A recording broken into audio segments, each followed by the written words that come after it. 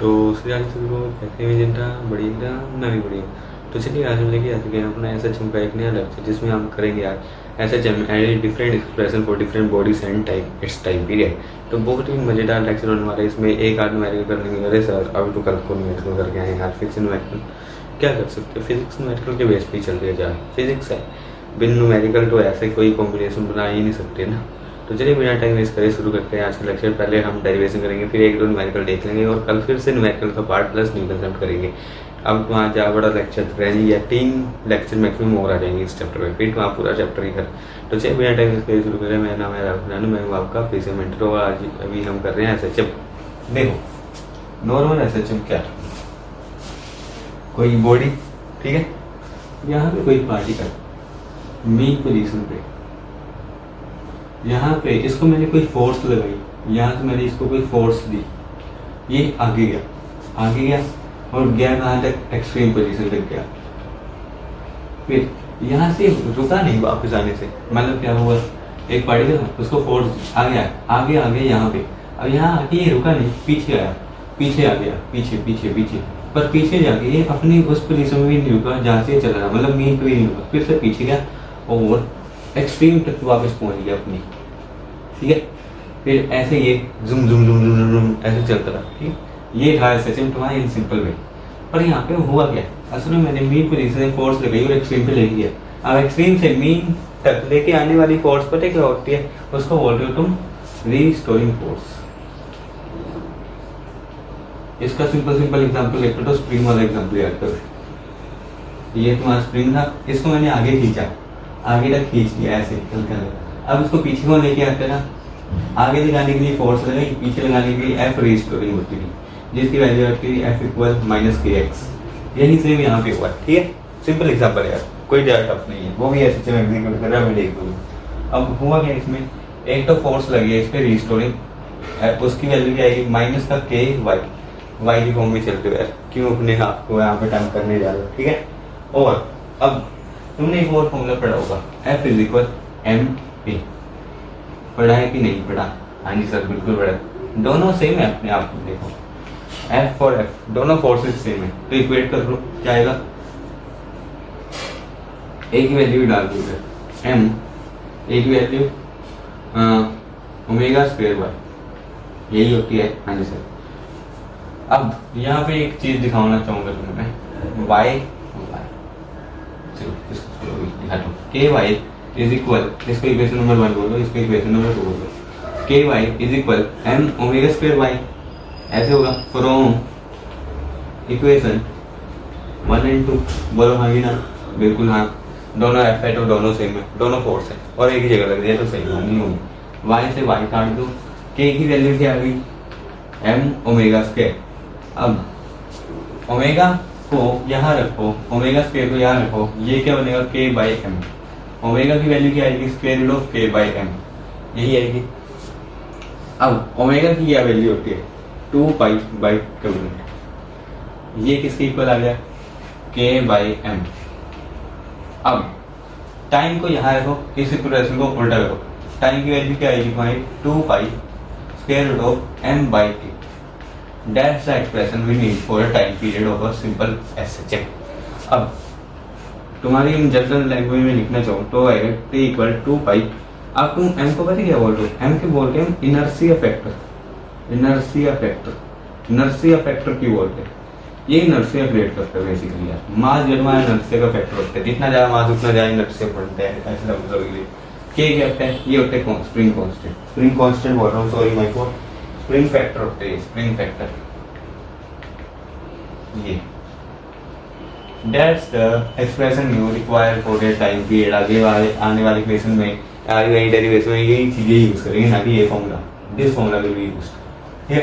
अब यहाँ पे समझने वाली क्या था, एक डेरिवेशन तुम्हें समझ आई, एक और चीज समझ आई कि ये जो के फोर्स है वो तुम्हारी डिपेंड करेगी वाई पे। क्यों, अबे यार जितनी ज्यादा तुम यहाँ पे स्प्रिंग में देखो, जितनी ज्यादा फोर्स लगाओगे उतनी आगे जाएगी और उतनी ही रीस्टोरिंग फोर्स ज्यादा होगी। जितनी ज्यादा डिस्प्लेसमेंट करवाओगे, जितनी ज्यादा फोर्स यहाँ से लगाओगे, उतना तुम्हें डिस्प्लेसमेंट दिखने को मिलेगा, आगे ना, बिल्कुल हाँ। तो ये एक एक्सप्रेशन नहीं हो गया, इस कंडीशन वाला होता है कि वो बॉडी एसएचएम एग्जीक्यूट करेगी। अब ध्यान से ये एक्सप्रेशन दिखे, समझ जाना एसएचएम एग्जीक्यूट हो रहा है। चलो बिना टाइम वेस्ट करे लिख लो इसको, 3 3 2 1 चलो। ये तो हुई बात नॉर्मल एसएचएम की। अब हम सिंपल पेंडुलम में एसएचएम एग्जीक्यूट करने का देखते हैं।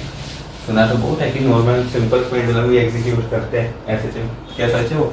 तो जो है सिंपल पेंडुलम होता है, सवाल बनता है यहाँ पे, सिंपल पेंडुलम क्या हो? डायग्राम सब बना लोगे, मेरे को सबका पता है। सिंपल बनाना ही रहेगा। डायग्राम हो क्या, ये लेंगे एक दीवार को पॉलिश सरफेस वाली, उसके ऊपर एक ये बोब लटका दोगे, पता नहीं ये बोल को बोब क्यों बोलते, यही तुम्हें समझ नहीं आया आज तक। फिर इसको यहाँ ले जाओगे, इसका एंगल थीटा बना दोगे, डायग्राम सब बना लोगे। इसको यहाँ पे लिख लोगे मीन, इसको यहाँ लिख लोगे एक्सट्रीम, फिर इन दोनों को कनेक्टिविटी करा दोगे, इन दोनों की ऐसे। अब सिंपल पेंडुलम होता है, इसकी डेफिनेशन तो सुन लो पहले। ये चीज देखो, सिंपल पेंडुलम कुछ नहीं है, एक हैवी पॉइंट मास जिसको तुम बोलते हो वो क्या है? टंगा हुआ है, वो क्या बोलते हो? Suspended from a perfectly flexible उनका मतलब इलास्टिक मासलेस कंसीडर किया है, होता कुछ नहीं है मासलेस, क्योंकि इसका मास बहुत ही ज्यादा काम होता है। और इनएक्सटेंसिबल का मतलब आगे एक्सटेंड नहीं हो सकती है यार, जितनी लेंथ है उतनी रहेगी, ठीक है। String through a rigid spot,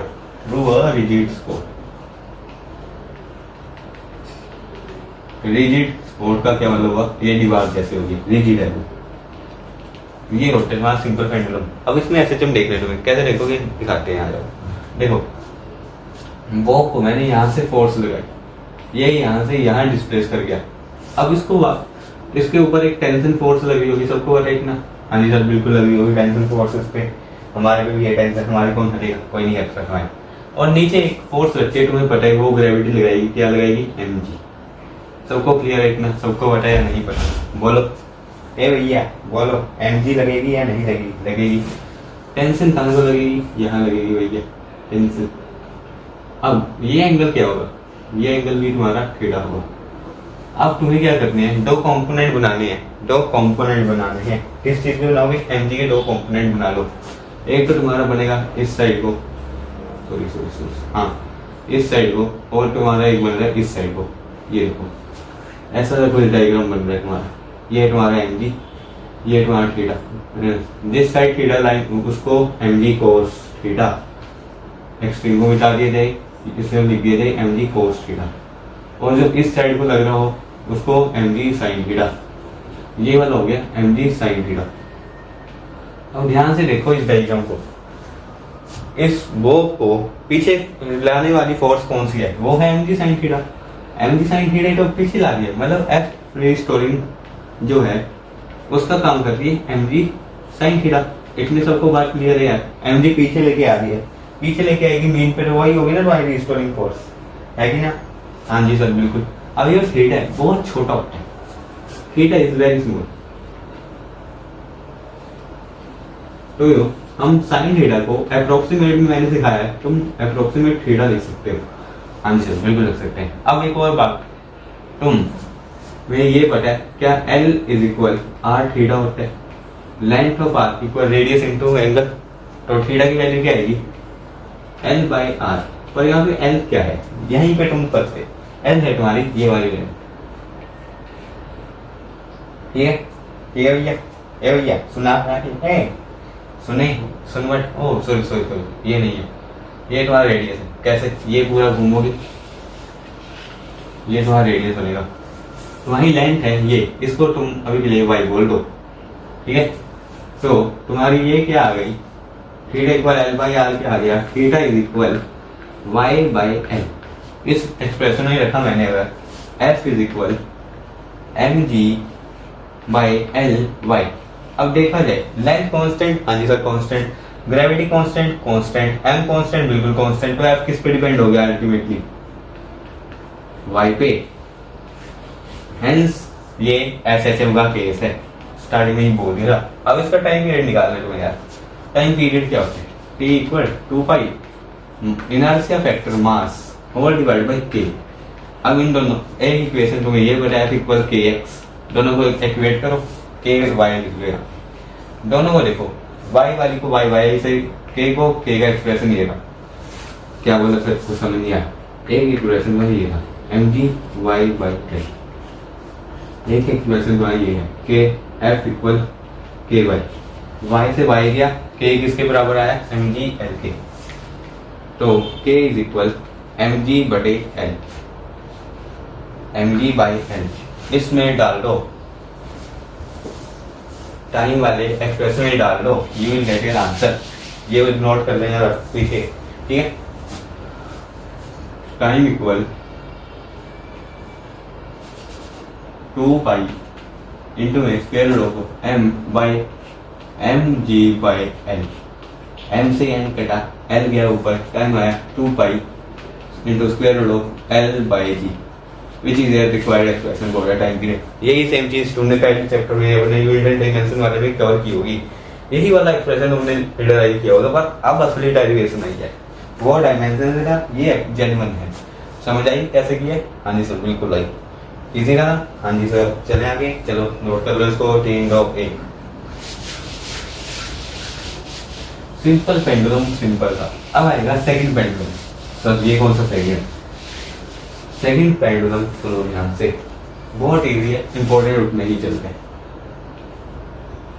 second pendulum board में डेरिवेशन देखने को मिलेगी तुम्हें पेंडुलम की, ये लिखवा लो, उसमें से सेकंड पेंडुलम का केस पूछ लेगा। नहीं भी पूछा तुम लिख के आ जाना, मैं गारंटी दे रहा हूँ तुम्हारा एग्जामिनर इम्प्रेस हो जाएगा ये देख के, ठीक है। सेकंड पेंडुलम क्या होता है? ऐसा पेंडुलम जिसका टाइम पीरियड जो है 2 सेकंड हो, 2 सेकंड जिसका टाइम पीरियड हो, उसको हम सेकंड पेंडुलम बोलते हैं। मतलब क्या है? ऐसा पेंडुलम, मान लो ये एक पेंडुलम है, अपनी एक्सट्रीम पे जाते हैं 1 सेकंड में और वापस भी आ जाते हैं 1 सेकंड में, फिर ऐसे करके चलता रहता है 1 सेकंड में। 1 सेकंड में यहाँ से गया, फिर यहाँ पे वापस आया। मीन से एक्सट्रीम, एक्सट्रीम से मीन में जाने में उसको टोटल 2 सेकंड लगते हैं। क्या सर? मीन से एक्सट्रीम, एक्सट्रीम से मीन में इसको 2 सेकंड लगते हैं। फिर ऐसे पेंडुलम को हम सेकंड पेंडुलम बोलते हैं। अब इसका एक्सप्रेशन कैसे ड्राइव करोगे? फॉर्मूला यही है, बस इसमें टाइम पीरियड दे दिया तुम्हें 2 सेकंड, डाल दो, क्या बनेगा? डो is equal 2 pi by square root of L by G. G की वैल्यू तुम 10 ले लो, ये 9.8 नहीं चल रही हो, स्क्वेयरिंग करो सबसे पहले, ये बनेगा 1 इज equal pi square L by 9.8 का स्क्वायर। इसको इधर लेके जाओ, 9.8 का square whole divide by pi का स्क्वायर इज इक्वल, नहीं 9.8 ही रहेगा, इधर स्क्वेयरिंग नहीं होगी ना, स्क्वायर रूट करके पाई का स्क्वायर 9.8 बाई 3.14 का स्क्वायर क्या आएगा? अप्रोक्सीमेट लगाओगे 9.14, 81 के आसपास आएगा, 81, ठीक है, इज इक्वल एल। अप्रोक्सीमेट करोगे, line timing Y 0.9, line timing 998 कुछ ऐसे, अप्रोक्सीमेट में इसको 1 मीटर लिख दो, ठीक है। इसकी लेंथ क्या आती है? 1 मीटर। सेकंड पेंडुलम की लेंथ एमसीक्यू आ सकते हैं, तो यहाँ लिखना है, ठीक है। आगे चलो, इजी? हाँ जी सर बिल्कुल इजी। चलो आगे, आगे चलो आगे। सेकंड पेंडुलम भी हुआ है। इसके बाद तुम्हें 2 स्पेशल केस करवाता हूँ। अभी ना ये चीज सिर्फ फिजिक्स वाले ही कर सकते हैं, फिजिक्स का ही दिमाग ऐसा है बस कि वो ही करवाओगे। केस मान लो एग्जाम्पल दे, बाद में गाली दे देना जिसको भी देनी है। ये है एक चढ़ाई वाली रोड, यहाँ से एक ट्रॉली जा रही है, सिंपल सी बात है, ट्रॉली जाती है यहाँ से, इसके अंदर मैंने एक पेंडुलम लटका दिया, ठीक है सर। पेंडुलम क्यों लटकाया? सबसे पहली बात कारण ना फिजिक्स वाले ही कर सकते हैं ये चीज। एंगल बन रहा है थीटा, इसका टाइम पीरियड क्या होगा ये बताओ? उड़ गई धज्जियां तुम्हारी। एक ट्रॉली है, वो जा रही है ऐसे नीचे, ठीक है, इंक्लाइन प्लेन से जा रही है नीचे नीचे नीचे जा रही है, ठीक है, या तो ऊपर जा रही है मान लो, नीचे ऊपर एक ही बात मान लीजिए, ऊपर जा रही है मान लो, ठीक है, इसका टाइम पीरियड निकाल के दोगे तो कैसे निकालोगे सर? बहुत सिंपल है, time equal 2 pi by square L by G, ये होता है। पर यहाँ पे जी तो लगेगा ही नहीं, जी तो ऐसे लगता है, ऐसे लगता है। यहाँ से जी तो दिख रहा है, कुछ ऐसा लग रहा है, यहाँ से जी तो कुछ ऐसा दिख रहा है लगता हुआ। फिर मेरे को चाहिए जी ऐसा लग रहा है, ऐसा। तो कुछ नहीं करना, हमें बस कंपोनेंट बना लेने।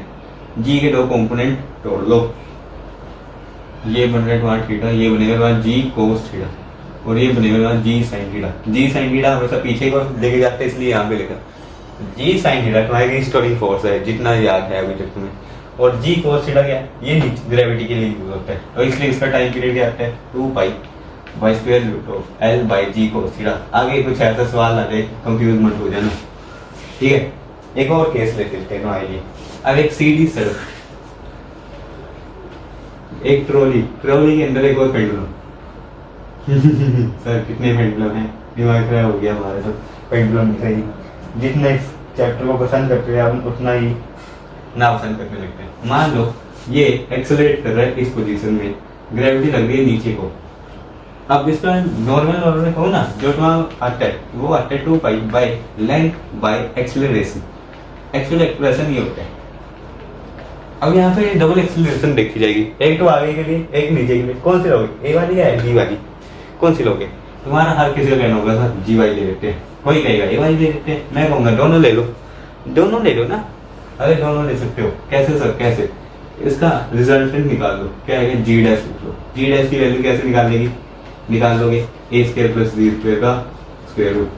सिखाया होगा तुम्हें, वेक्टर्स में सीखा होगा ना, वही चीज किया, कुछ नहीं किया।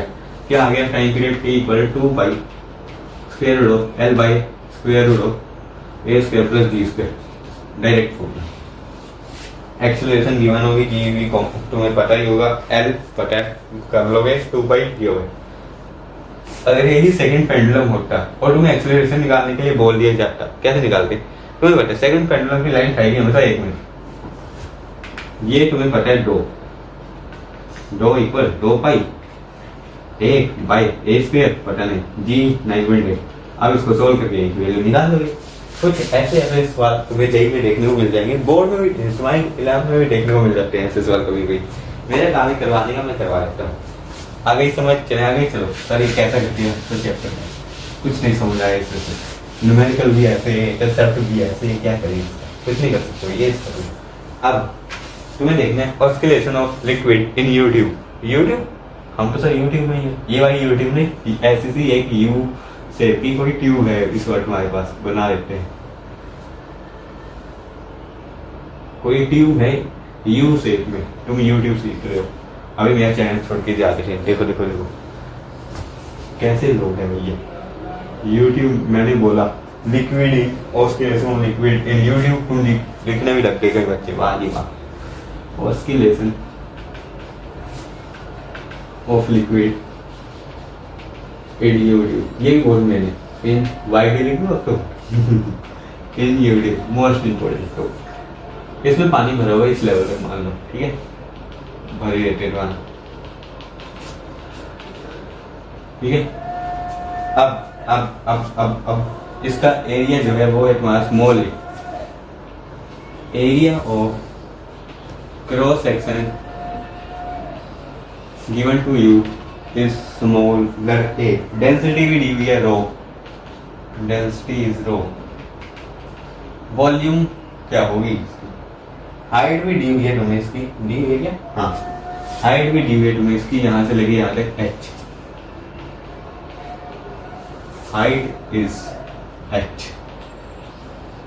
अब वॉल्यूम क्या होती है? हाइट इंटू एरिया, मतलब a इंटू h। मास क्या आ गया? मास क्या होता है? Density into volume, a h रो, ये आ गया इसका मास। अब यहां से तुम्हारा कंसेप्ट शुरू हो चुका है। एक और assumption है, तुमने तो पूछना ही। अब यहाँ पे भी तो पानी है, उसकी तो लेनी पड़ेगी, नहीं लेते। ये वाले एरिया के पानी को हम जो है निगलेक्ट करते हैं। एजप्शन है ये, एजिप्शन, एज्यूम पे चलेगी तुम्हारी अभी तो फिजिक्स बीएससी में होगी तो पढ़ेगा उसी चीज पर, ठीक है। एजप्शन है भी ये, ठीक। चले आगे चलो। अब मान लो मैंने इससे इतना पानी निकाल दिया, इससे ये मान लो y टाइम्स पानी मैंने यहाँ से निकाल दिया, यहाँ से निकला पानी इतना और यहाँ पे भर गया, इतना ही भर गया, y टाइम भर गया, ठीक है।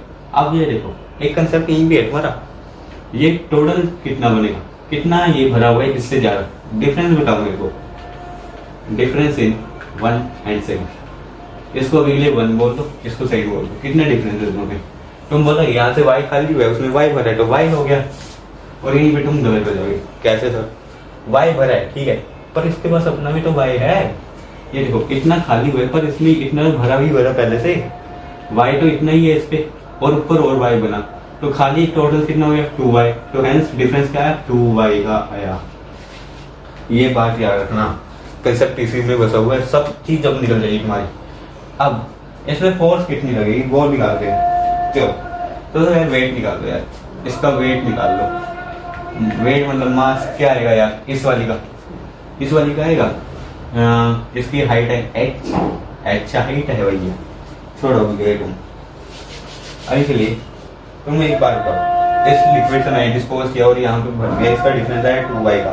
अब ये वाला पानी ऊपर तक भरा रह सकता है, एक यूनिट मान लो यहाँ पे मैंने पानी भर दिया, यहाँ पे हाई लेवल हो गया, यहाँ पे कम लेवल है, तो यहाँ से यहाँ जाएगा ना, ऐसे अब यहाँ पे जाना होगा, यहाँ से यहाँ जाएगा, मतलब अब फिर यहाँ पे जा रहा होगा, फिर यहाँ से यहाँ आएगा, ऐसे ऊपर नीचे ऊपर नीचे ऊपर नीचे ऊपर नीचे ऊपर नीचे ऊपर नीचे हो के ऐसे जो का केस तो बन गया। पर यहाँ पे प्रोवाइड कौन कर रहा है, प्रोवाइड कर रही है फोर्स, कौन सी फोर्स रिस्टोरिंग प्रोवाइड करेगी, पर वो फोर्स आप किसकी वजह से रही है, सिंपल सी बात है भैया, वो पानी की वजह से आ रही है, वेट ऑफ वाटर जो एक्स्ट्रा भर है। नहीं तो बैलेंस होते यहाँ तक दोनों होते, देखो यहाँ तक होते कुछ नहीं होना था, पर अब ऊपर हो गया तो इसलिए पानी सिर से ऊपर चला गया भैया, तभी ऐसे जब बन रहा है तुम भी ज्यादा बिगड़ रहे हो, ठीक है। वेट ऑफ वाटर के, ठीक है, जो ज्यादा भरा है, कितना भरा है 2y भरा है, 2y भरा है, तो F इक्वल वेट कितना आएगा उसका, जितना एक्स्ट्रा पानी भरा है वो आएगा एरिया इंटू 2y इंटू इसकी डेंसिटी इंटू में g, weight is equal mg होता है, सबको पता ही है उसमें।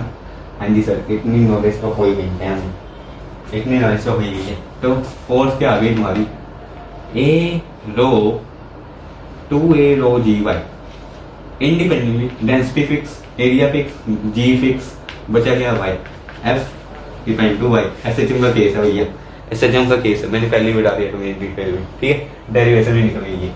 अब इसके बाद क्या करना है, f इक्वल ky, y से y काट देंगे, जो बच वो k है, k is equal 2a rho g, 2a rho g,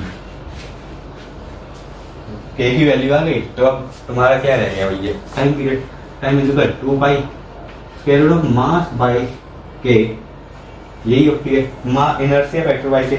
अब इसमें मास क्या होगा मेरे को ये बताओ, मास तुमने ऊपर निकाला है, ये है मास, ठीक है, क्या आएगा, टाइम इज इक्वल क्या है a h rho y divide by k की वैल्यू क्या है तुम्हारी 2a रो g, इसका square root by 2 pi, a से a मारो, रो से रो मारो, y से y मारो, बचेगा तुम्हारा time is equal 2 pi into square root of h by g, ठीक है, यहाँ पे 2 लगा देना, क्यों, क्योंकि 2 बार है ना, ठीक, आगे समझ भैया, 2h बाई g आएगा इसका एक्सप्रेशन, वेरी वेरी इंपॉर्टेंट, आगे न्यूमेरिकल में यही चीज काम आएगी भैया, समझा रहे हैं, पहले ही कह रहे हैं, बहुत काम के टॉपिक से, कोई नहीं ऐसे करवाता है तुम्हें जैसे मैं करवा रहा हूँ, ठीक है। उठा लो इसको, 3 2 1 चले आगे, चलो moving to the next concept, जो कि स्प्रिंग्स में एसएचएम निकालना, तुम्हारा फेवरेट टॉपिक, ये भी बहुत इंपॉर्टेंट है वैसे, सर सारा चैप्टर ही इंपॉर्टेंट है, बिल्कुल जी, बहुत इंपॉर्टेंट चैप्टर है, हमने निकालना है, और उसकी lesson of A loaded spring.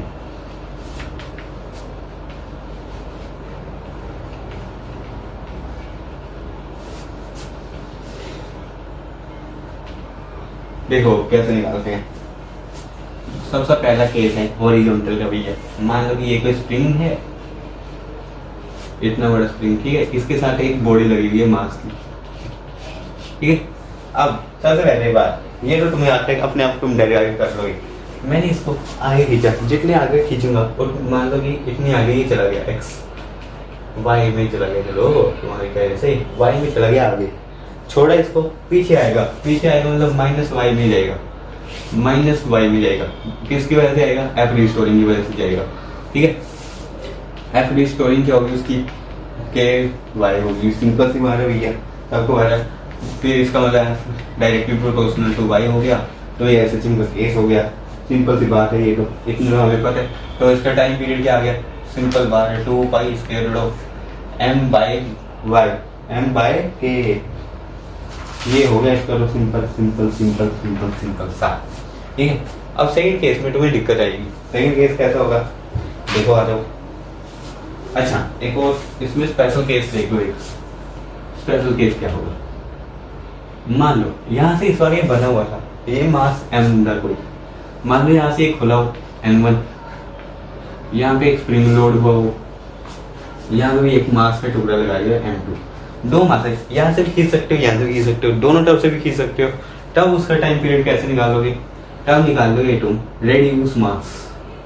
कैसे निकलता है वो? फॉर्मूला सिंपल है, रेड्यूस मास का।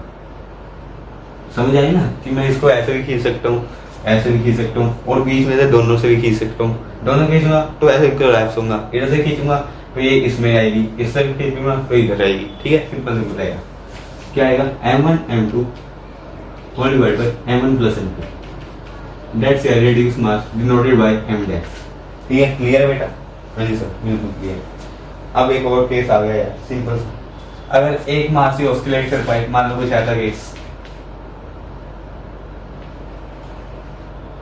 यहाँ पे एक मास लगा हुआ है M1 और यहाँ पे लगा हुआ है M2, सिर्फ इसको खींचा जा सके, फिर भी मास सिंपल है, T इक्वल 2 पाई, सिर्फ फिर तो यही खींचा जा रहा था, उसका ही मास आएगा M2 बाई के। ये लो, इसका टाइम पीरियड भी निकल गया। अब आओ असली चीजों में, अब आओ तुम वर्टिकल में। वर्टिकल में तुम्हें दिक्कत आएगी, ये मैं दावे से कह सकता हूँ। पर वर्टिकल अगर समझ आ गया तो यहाँ चैप्टर खत्म हो जाएगा यार।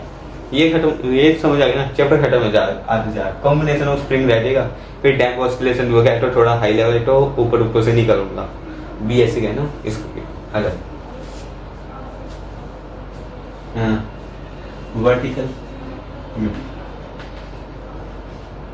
वर्टिकल में कैसा केस आएगा सर? कुछ समझ नहीं आएगा, ऐसा केस आएगा सर। ये केस तो आगे करने कर लिया, उस टाइम मास था, इसमें एक ही मास है, उस टाइम 2 मास है। ठीक है, मान लो कि मैंने इसको हल्का सा खींच लिया, इस स्प्रिंग को खींचा L पोजीशन, मतलब इतना खींच के इसकी हाइट बढ़ा दी मैंने, हाइट बढ़ा दी इसकी मैंने, ऐसे ऐसे कुछ ऐसा ही हो जाता है।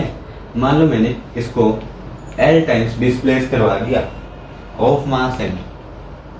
ठीक है, अब ये नीचे को फोर्स लगाएगा एक mg, और ऊपर को फोर्स लगेगी इसकी रिस्टोर करवाने वाली F। तो टोटल फोर्स का कैसे निकालोगे? F plus mg equal 0, F is equal minus mg, यही होगा। बोलो, अब रिस्टोरिंग फोर्स क्या होती है? F इक्वल माइनस का kx, k इक्वल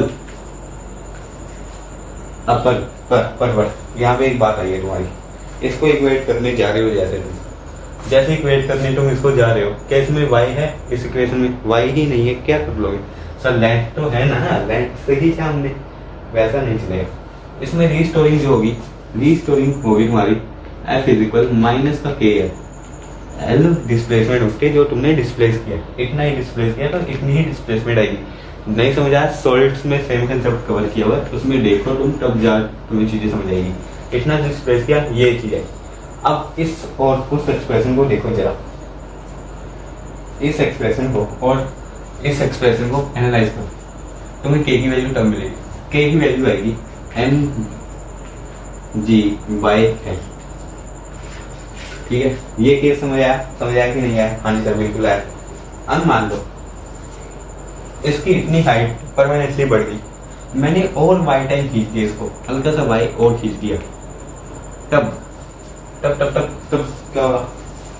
तब होगी इस पे एक्टिवेट F2 फोर्स।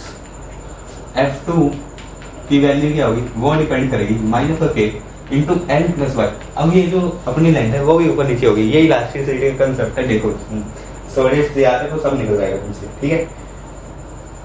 तो ये आएगी माइनस का के एल प्लस वाई, और अब नेट फोर्स क्या हो जाएगी, F1 में से F2 माइनस करो, F2 minus F1, F2 minus F1 is equal F1 force निकलेगी, करो माइनस माइनस का के एल प्लस वाई माइनस का के एल, इसको सोल्व करो तुम, अपना आउटपुट तब तुम्हारा निकल जाएगा F depends on y, hence it is a case of तुम्हारा SHM। टाइम पीरियड क्या आएगा 2 पाई स्क्वायर रूट ऑफ, अरे भैया square root of L by, लगी बात समझ रहे या नहीं? हाँ जी सब बिल्कुल लगी। अगर मैं फ्रीक्वेंसी की बात करूं इस एक्सप्रेशन को ये सर उल्टा कर देंगे, वो आएगा 1/2 pi square root of G by L। आगे समझ, डेरिवेशंस क्लियर है यार जितनी भी करवाई हैं। अब लेक्चर में तुम्हारा एक मस्त सा न्यूमेरिकल हो जाएगा, एक न्यूमेरिकल हो जाए, फिर इस चैप्टर को पूरा विश्राम देते हैं, आज के लेक्चर को फिर विश्राम देंगे एक न्यूमेरिकल करने के बाद। अरे न्यूमेरिकल तुम्हारे जीवन का हिस्सा है, फिजिक्स तुम्हारी चलती है न्यूमेरिकल बेस पे भैया। आ जाओ, तुम्हें क्या करना है, सिंपल होगा, आज का कोई कंसेप्ट यूज नहीं होगा तुम्हारा, राइट है। इक्वेशन वो SHM की इक्वेशन लिखनी है xt की फॉर्म में। If initially particle is at origin, initially particle at origin, वैसे खुद भी सॉल्व कर सकते हो मैं नहीं जाके मैं करूँ, and moving in negative direction, move हो रहे नेगेटिव डायरेक्शन में, ठीक है, with respect to mean position, with respect to mean, mean का मतलब तुम्हारा यहाँ पे ओरिजिन ही है, और ए दे दिया तुम्हें 2 सेंटीमीटर और टाइम दे दिया 4 सेकंड। तुम्हें एक इक्वेशन बनानी है SHM की xt की फॉर्म में, जब पार्टिकल मीन पोजीशन से मूव हो रहे नेगेटिव डायरेक्शन में। सिंपल बात है, जनरल इक्वेशन में आओगे x equal a sine x t में लिखे तो x में ही चलना पड़ेगा, sine omega t plus phi, यही होती है, ठीक है। जनरल अब फाई में ही लिखेंगे हम, ठीक है, फाई 0 वगैरह कुछ नहीं पता ना इसमें, इसलिए अब तुम्हें क्या क्या पता है इस चीज में, कुछ नहीं पता फिलहाल तुम्हें। अरे सर ऐसा नहीं होता, सब कुछ ऐसा ही होता है। इनिशियल फेज पता है तुम्हें, इनिशियल फेज है ओरिजिन पे, मतलब x0 is equal a sine omega t plus phi. Initial phase phi में भी क्या आ गया वहां पे, ऐसे 0 आ गया? नहीं, बिल्कुल नहीं, फाई 0 नहीं है, अभी कुछ नहीं पता। ये ओमेगा t है, तुम बोल सकते हो इनिशियली का मतलब टाइम है 0, t इक्वल 0 है, तो मतलब ये चीज तुम्हारी 0 होगी, तो क्या आएगा 0 इक्वल a साइन फाई, ठीक है। अब यहाँ से फाई की वैल्यू, साइन फाई की वैल्यू निकाल लो, as a is not equal 0, तो साइन फाई इक्वल 0, a की वैल्यू दी होती हुई है तुम्हें 2। अब साइन फाई 0 कब हो सकता है, या तो जब वो 0 पे हो, या तो वो पाई पे हो, मतलब n पाई पे वो 0 होता है साइन फाई, ठीक है। पर इसने पहले ही बोले कि वो मूव हो रहा है नेगेटिव डायरेक्शन में, नेगेटिव मतलब पीछे में हम हमेशा पाई ही लेंगे, तो hence phi is equal pi. ये चीज क्लियर हुई या नहीं? हाँ जी सर, ये बात समझ रही है। अब उसके बाद इक्वेशन बनानी है तुम्हें, तो ओमेगा टी भी लगेगा, ओमेगा की वैल्यू निकाल दे। कैसे निकालोगे? ओमेगा की वैल्यू आती है 2 पाई बाई कैपिटल टी, ठीक है ना, इनटू स्मॉल टी। यही होती है वैल्यू या नहीं, बोलो? हाँ जी सर, यही होती है। That's omega equal 2 pi by capital T. अब टी की वैल्यू भी तुम्हें पता है, इसमें बोल दिया 4 सेकेंड है कैपिटल टी, डालो यहाँ पे omega equal 2 pi by 4 which is equal omega equal pi by 2। अरे भैया सर ये भी निकल गई। अब क्या करना है, इक्वेशन में पुट करनी है, x इज इक्वल ए की वैल्यू क्या है तुम्हारी 2 साइन ओमेगा की value pi by 2 T plus pi, यही आएगा। बताओ क्या यही आएगा या नहीं? आंसर यही आएगा। अब एक और कंसेप्ट बताता हूँ मैं, इसकी वैल्यू पता है तुम्हें, साइन 1 पाई प्लस थीटा की क्या वैल्यू आती है? ये मैथ्स वाला यूज होता है, वैसे तुम आंसर याद रखा करो, इसका है माइनस का साइन थीटा। नहीं तो तुम ASTC मैंने करवाया हुआ है तुम्हें बेसिक मैथ में, उसमें जाके एक्सप्लोर करो ये चीज। तुम्हारा बेसिक कंफ्यूज हो गए यही पे, यही यही में बढ़िया क्वेश्चन मिलते हैं। क्या आएगा x इक्वल, अभी वही नहीं बन रहा, ये थीटा मान लो, ये पाई है, क्या हो गया माइनस का 2 sine pi by 2 T, pi by 2 T, which is ये फाइनल इक्वेशन। कितनी इजी इक्वेशन, कितनी इजी इक्वेशन बन गई तुम्हारी। कोई नहीं करवाएगा ऐसे जैसे मैं करवा रहा, ऐसे ही करना। अब हम बचे हुए वैल्यूज करेंगे कल, क्योंकि आज तुमने बहुत मेहनत से 4-5 डेरिवेशन कर दी, ऊपर से ही कर दिया। हाँ जहाँ ज़्यादा 2 लेक्चर और रह जाएंगे सचेंगे, फिर आपका पूरा लेक्चर कंप्लीट। तो चलिए ऐसे ही पढ़ाई करते रहिए, अच्छे से रिवाइज करना, इसको डेरिवेशन को लिख के देखना, बहुत इंपॉर्टेंट थी आज की ये क्लास। तो चलिए ऐसे ही पढ़ाई करते रहिए। All the very best. जय श्री राधे, जय श्री राम, जय गौ, जय राधा राम। नो विजय।